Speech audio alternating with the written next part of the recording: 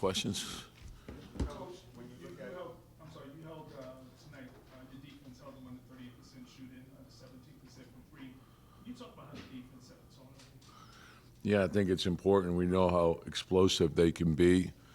The start of the game, obviously it changed a little bit when Murray went out, but we know Young puts enormous pressure on you at all times.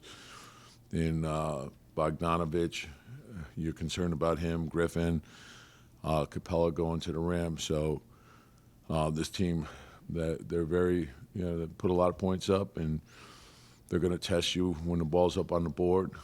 You got to get in a fight. You got to rebound with them. So I thought we started off well, and we sustained it.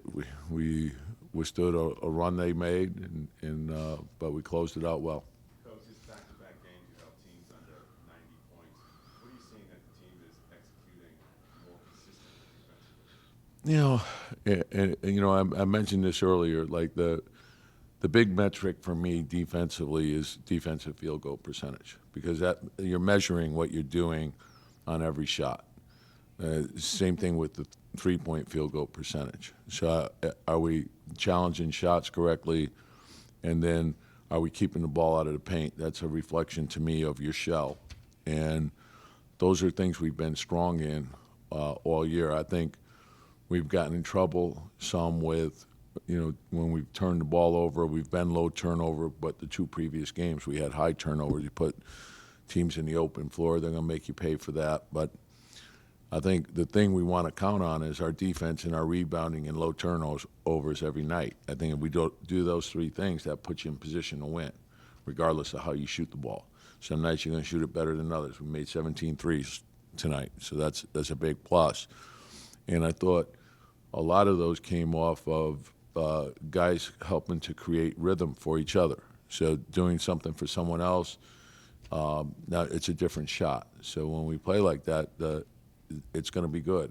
And it was strong on both sides of the ball. And Julius just had a monster game. So I think that set the tone for us. Does he know on that, like, they're missing, obviously, their front court starters, playing two young guys? Does a guy like Julius know, okay, I'm just going to dominate this game tonight? Yeah, Capella's a lot to deal with. They went big, too. Okongwu and Capella together at times. And so if you're in the league, you're a great player, and that's the way you have to approach it. Everyone's capable of beating you, and you have to play with an edge. I thought he came out and he read the game well. He made a lot of good plays for us. He shot the ball well. I thought he got into a very good rhythm. He made quick decisions and rebounded the ball. He did everything for it. He made a number of really good plays. And when one guy starts doing it, it becomes contagious and leads to other guys doing it. So, we talked about before the game, everyone shares in the responsibility of helping to create rhythm for the team. You mentioned going out and challenging, three-point shots. William Brown says he's healthy now. He doesn't feel anything the day after playing. How much of a difference does that make? Well, I think you can see the combination, the way he plays defense, and he's starting to get his rhythm on offense, and he shoots the three. He reads closeouts well. And I thought Deuce gave us really good minutes defensively as well. And so I think that's important for us.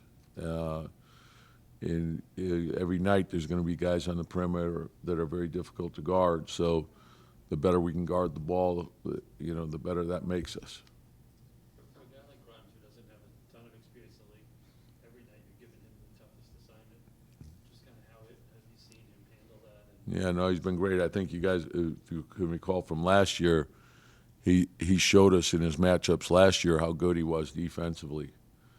And so I think he'll only get better and better as he gains more knowledge, and becomes more familiar with each guy, and he's just, he studies, and he's got a knack for it. He's got a tenacity about him. He's a big multiple effort guy, great intensity all the time.